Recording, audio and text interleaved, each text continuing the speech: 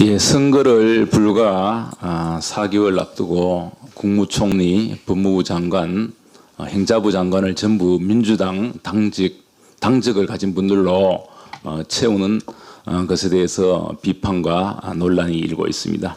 이와 관련해서 과거 사례를 한번 말씀드리면 1987년 12월 16일 대통령 선거가 있었습니다. 그 대통령 선거를 5달 앞둔 87년 7월 10일 고건 총리가 전두환 대통령에게 독대를 청해서 연말에 대통령 선거가 있어서 내무부 장관을 그만둬야 되겠다.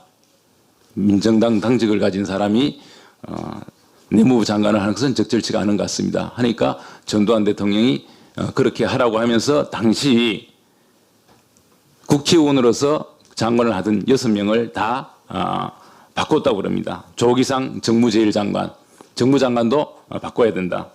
그리고 이세기 체육부 장관, 그리고 나홍배 장관은 국회의원을 포기하는 것으로 그렇게 해서 군사 독재 시절에도 선거를 앞두고는 자기 당적을 가진 이 사람들을 다 바꾸었습니다. 그런데 이 정부는 선거를 앞두고 자기 당 사람들로 선거에 관여하는 장관들을 채우고 있습니다.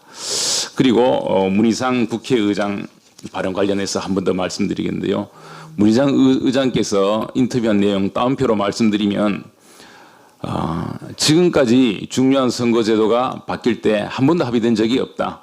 소선거구제에서 중선거구제, 다시 소선거구제로 되는 과정, 비례대표가 들어가는 과정 등 전부 제1당이 날치기 통과했다. 합의된 것은 선거구 획정 때문에 착각을 하는 것이다. 이렇게 말씀했는데요. 제가 이 조사를 다 해봤습니다. 결론적으로 유신헌법 때 중선거구제 도입하는 것, 1972년 중선거구제를 도입하는 것, 이때만 국회를 대신한 비상국무회의가 의결을 했고 나머지는 전부 다 합의 처리가 되었습니다. 고건 총리가 이렇게 또 쓰고 있습니다. 1987년 개헌을 앞두고 선거제도연구 소위원회가 구성됐다. 선거구제 안은 소선거구제, 중선거구제 두 개였는데 이 안을 가지고 4당이 협상에 들어갔다. 민정당의 신명보 사무총장, 통일민주당의 황낙주 의원, 평화민주당의 김봉호 의원, 공화당의 최재구 의원 등 각 당에서 대표들이 모여 협상한 결과 소선거구제로 결론이 났다.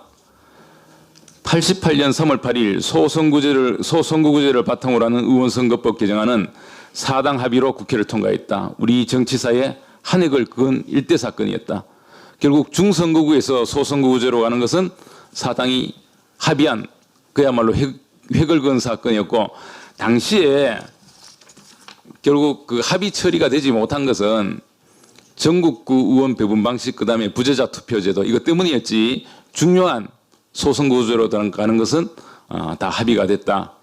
그런데 그 이후에 또 선거법이 6번이 더 개정이 됐습니다. 92년, 96년 등 전부 다 합의 처리가 다 됐습니다. 그래서 유신헌법 때 중선거구제로 간 것 외에는 전부 합의 처리가 되었는데 우리 국회의장께서는 합의 처리가 된 적이 한 번도 없다. 전부 다 날치겠다.